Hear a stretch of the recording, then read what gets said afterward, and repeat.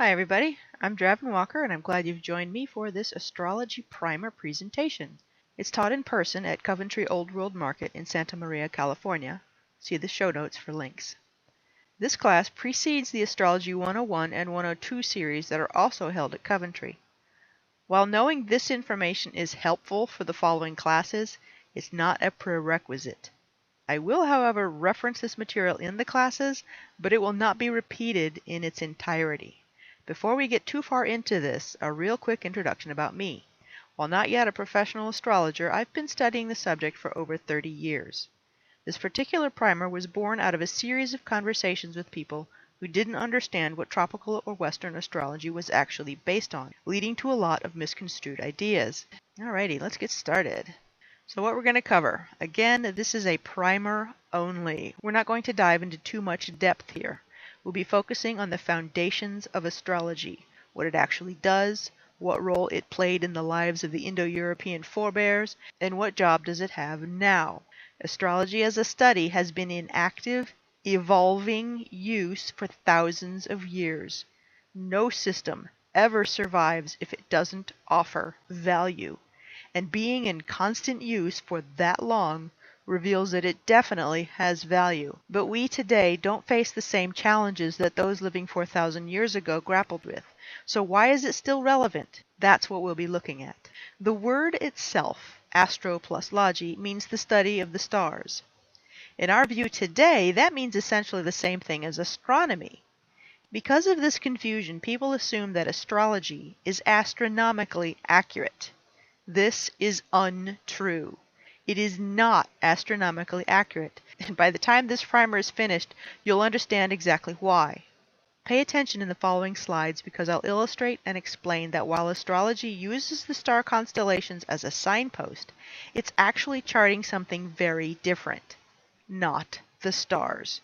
Yes, I know what the word means, but astrology is not studying the stars. Repeat, astrology is not studying the stars. Let's step away from astrology for a moment and look at humanity. I'm a human, and I'm going to assume everyone listening is also human. We're a squishy species with no real natural defenses, no armor, no claws, no fangs. We're highly edible, and we know this. Our only real defense, other than our extreme aggression, is our brains. Through our brain's cognitive capacity, we have this astonishing ability to take in our surroundings and put things together in a unique way, finding patterns and making predictions. For example, we can look at animal tracks and understand which direction they're going in and follow them with the expectation that the animal itself will eventually be found, even if we don't currently see it. This seems so basic, yet it's also, as far as I know, uniquely human. We can predict based on observation. The fundamental requirement that all humans share in order to feel safe is the requirement of knowing what is going to happen next. Prediction. Reasonably knowing what is going to happen next brings order out of chaos. And with order, then, we no longer feel at the mercy of the world around us. Order brings understanding and a sense of safety. If you've ever dealt with abuse victims, you've seen this need for control in order to feel safe in action. While my dog is not human, he did have this trait in spades. He came from an abusive background and he needed to have his world ordered just so. Move his food bowl 2 inches to the left, feed or walk him outside of his scheduled times, and he became an emotional wreck. You can also see this need for control asserting itself in times of uncertainty or times of great change, like right now. Seeing big changes sweeping through multiple cultures, it's fairly expected that fundamentalism, or getting back to the predictable, proven safety of the fundamentals, would also rise. This understanding also helps make totalitarian rules somewhat make sense. As long as somebody or something is in charge and that control is predictable, then the sense of safety exists. So let's take a few moments and try to really imagine what life was like for our ancestors. No electricity, no internet, no weather channel. There is no certainty anywhere. We are entirely at the mercy of the elements, with no idea what tomorrow will bring us. Hot, cold, rain, drought? Should I save this food or eat it? Should I prepare more hides or not worry about it? How can I ensure my children survive the night, tomorrow, next week, the whole year? It's not like the natural world comes with a set of instructions. Or does it? Remember, our ancestors were as intelligent and clever as we are. Unlike those of us in first world nations, they were very plugged in to the natural world. They had to be. They had no choice. They didn't have air conditioners or lights or water heaters. What they did have were long hours of waking darkness to notice that the sky changes as the seasons did, to notice that some stars are fixed while others move in predictable patterns. The foundation for navigation is right there. They noticed what we today call equinoxes and solstices, and they understood what those meant in terms of the seasons coming up and what to expect. They just found that set of instructions, their predictability. We now know that Stonehenge is a Neolithic calendar built by the early farming cultures who migrated into England. Most of the megalithic sites I'm aware of are also seasonal calendars. Accurately predicting the seasons was so vastly important that these Neolithic peoples expended considerable amounts of energy and time to construct a calendar which made it exceedingly obvious exactly where in the seasonal cycle they were. By knowing when in the year they were, they could plan ahead. They could predict what was to come, bringing order out of chaos to create a sense of safety.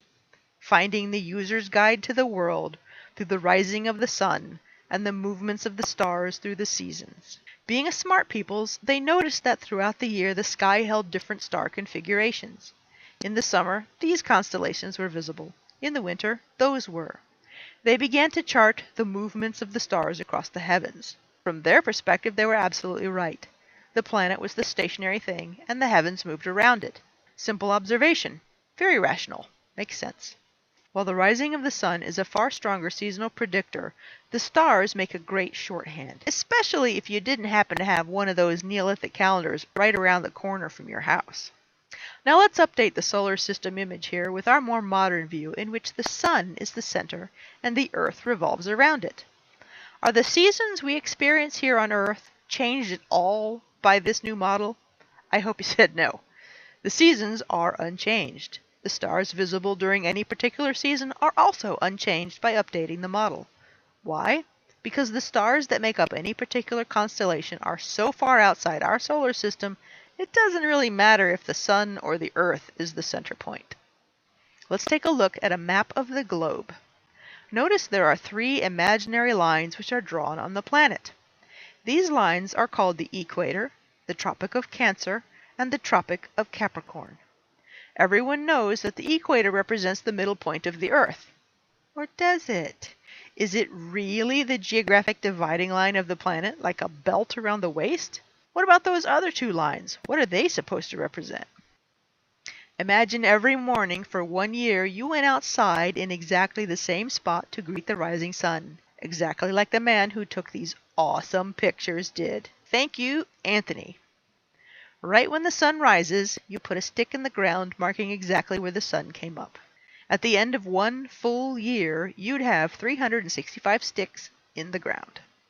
The stick on the northern extreme is where the sun rises on the summer solstice, the longest day of the year. There are no sticks farther north than this one. The stick at the southern extreme is where the sun rises on the winter solstice, the shortest day of the year. There are no sticks farther south than this one. The stick between these 2 points is where the sun rises on the spring and fall equinoxes, when day and night are the same length. Now let's go back to our maps. On the summer solstice, notice the northern line is marked in yellow. Remember, there are no sticks in the ground of our homegrown sunrise calendar farther north than this line. This is the Tropic of Cancer. On the other end of the chart, you'll see the winter solstice has a yellow line at the bottom. Again, no sunrise calendar sticks are south of this point. This is the Tropic of Capricorn. The equator is the point in between where the equinoxes happen. So those 3 lines drawn on the globe denote seasonal turning points, where the various 4 seasons start. Western astrology, or European astrology, is officially called tropical astrology. Tropic of Cancer and Tropic of Capricorn denote the two extremes of where the sun rises, the two extremes of our seasonal calendar, summer and winter. Tropical astrology is based entirely on this seasonal rhythm, not the stars in the sky, but where our planet is in relation to the sun throughout the year. The stars in the sky are nighttime signposts helping to confirm what's going to happen, but it's the rising of the sun which ultimately shows exactly what season is active. Notice here that this is a 100% causative relationship. The sun's rising position has everything to do with what season is going on and whether things will be getting hotter or colder. Ever notice that when you're looking at a listing of astrological signs, there's a date range? Let's pick on Aries, since that is traditionally the start of the zodiacal year. I've seen dates between March 18th and March 21st.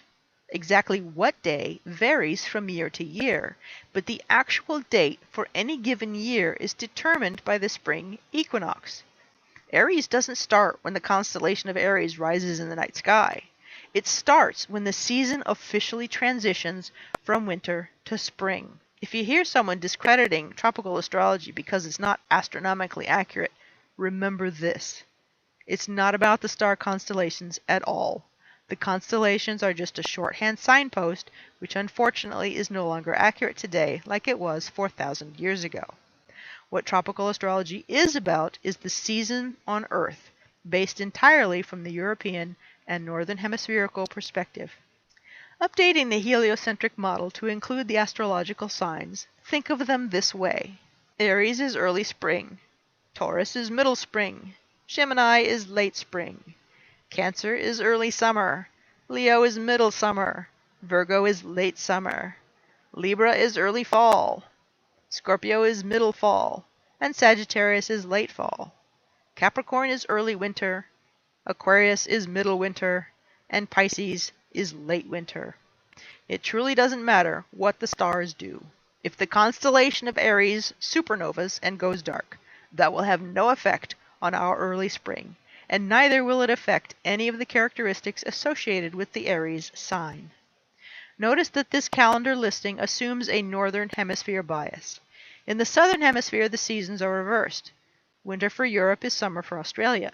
Spring for South Africa is fall for Canada.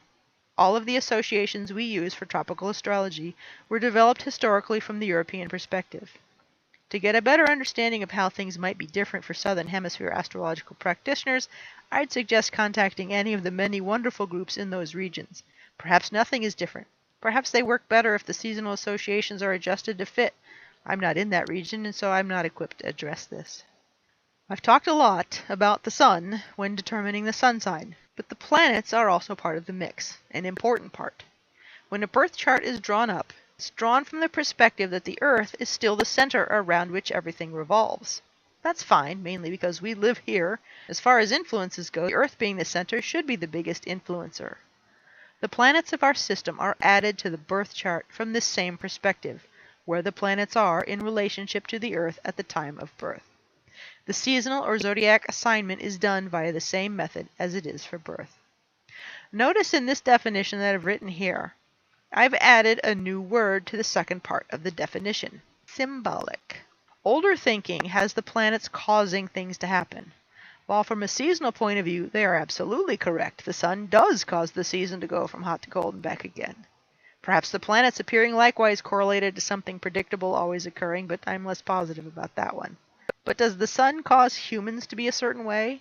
It causes the Earth to do so, and harmonic relationships would say if it affects one this way, then it will affect another also this same way. That is classical thinking, and Agrippa speaks of it quite extensively. An example would be a lizard losing its tail but grows a new one. Therefore, the lizard has regenerative powers. Now, through harmonics, if I wear a lizard in a jar around my neck, then its regenerative capacity is bestowed on me. We don't think this way anymore, but this harmonic association is exactly why early astrology began to associate the seasonal descriptors onto the people born in those seasons. That association remains in effect, but largely the harmonic foundations for that association are long forgotten. Likewise, if the sun causes the earth to go from hot to cold and back again, then the sun, or planets, causes people to behave or be in similarly causative ways as well. This causative approach has largely been updated, though you'll still see it from time to time. For the most part, astrological thinking has been updated, and it's no longer causative, but rather symbolic. Early on, astrology was definitely a predictive and causative association, largely applied solely to the external world. If the struggle to survive is consuming all available energy, this is where all focus is going as well. There's nothing symbolic or abstract about the study in its earliest days.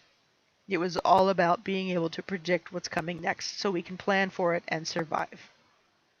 But with advances in food production, medicine, and trade allowing for the growth of civilization and art, survival no longer consumes every bit of energy for every person. Now, this ancient tool can be applied to the new questions of what's going to happen next. In this case, by the Renaissance, astrology had come down from purely the material world to being applied to the rulers of nations. Why rulers? Because the king is the country and the country is the king. To read the chart of one is to read the chart of the other. This still wasn't really a personal chart reading yet. We hadn't quite gotten there. Classical thinking, which I earlier very oversimplified, started to give way with the rise of science and humanism in the 1400s. Humanism was a thought which essentially said that humans had the capacity to decide their own fates, that God wasn't the only one who had a say. Science taught that anything could be understood if tested. Again, exceedingly oversimplified for a fascinating and massive shift in thinking, but they opened the door to start transferring the interpretation of astrology as being purely for the external world, and instead it might be applicable to individual lives. This shift took several hundred years, and while John Dee is an example of astrology for monarchs and nations, Agrippa's works repeatedly mention his frustration at courtiers who wanted their personal charts cast for amusement. Recall that one of the biggest, most powerful uses for astrology was the ability to predict the external world. For an agrarian society, that meant being able to accurately predict the seasons. The Renaissance was the birth of science as well as an increasingly less agrarian society. By the Industrial Revolution, science was seen as the source of predictability, but humanism allowed the transfer of astrological symbology to shift from external worlds to increasingly personal and individual worlds. By the Victorian age, astrology was very personal, and people spoke about knowing their own individual sun signs. By the 1960s, now astrology was being applied to our psychic selves, our personal development and evolution as a human being. With the most recent evolution of astrology, it has taken on an archetypal patterning, which helps us when facing the latest frontier of chaos that we are facing, our own selves. As always, it's being used to help bring understanding, predictability, control, and a sense of safety. While some astrologists still use causative language, others are using less causative and more influencing types of language. For example, a planet moving into a new season or sign doesn't make something happen, but it has the potential to bring into my awareness the issues that the sign-planet combination represents. Can you see the difference there? In my classes at CovenTree, I focus entirely on the archetypal and symbolic. As a symbolic language, it is brilliant at being able to encapsulate a complex idea in a simple framework. I personally have found no other system which helps me delve deeper into a more complete understanding of myself. The best news is that anyone can speak this language. I have two series after this introductory primer. 101 goes over the individual pieces with astrology, well, a streamlined version. 102 starts to delve into putting the pieces together and being able to read them. We work intensively with your own birth chart. A birth chart is pretty much exactly what it sounds like, the position of the planets at the moment we first drew breath. People have asked me if being born by a cesarean changes anything, and it doesn't seem to. The first breath is the first breath, no matter how a baby makes its way into this space. On an energetic level, it's the moment of that first breath when a baby officially joins the human world. Breath, a very common metaphysical motif, from breathing life into clay and on. When it comes to looking at birth charts, my personal take is that what I'm looking at are tendencies. They are a symbolic representation of what energies a person has to work with in this life, i.e. their personality and traits. In my years of studying this, I've found that those people who make it a conscious and intentional effort to change something do. For those who do not undertake this intentional work, the energies represented in the chart are easily seen. It has also been my experience that knowing just someone's sun sign is next to useless. It tells me as much about a person as just knowing the gender or nationality does. A little bit, but nothing of consequence.